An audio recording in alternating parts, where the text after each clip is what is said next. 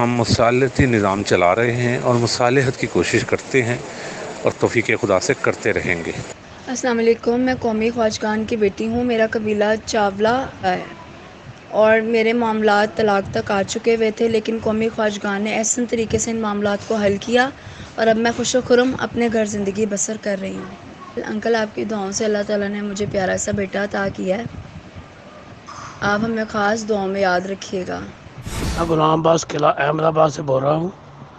میرا جائیداد کا کیس تھا انجمن حسینیہ خواجگان کے پاس۔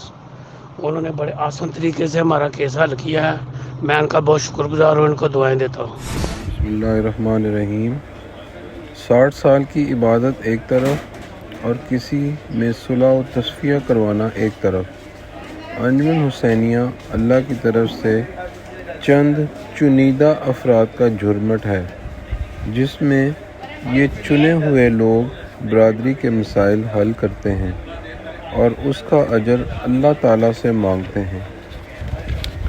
آپ کے مسائل کو ہم اپنے مسائل سمجھتے ہیں۔ ہم ہمیشہ حق کا ساتھ دیتے ہیں اور ان کو حل کرنے کی سر توڑ کوشش کرتے رہتے ہیں۔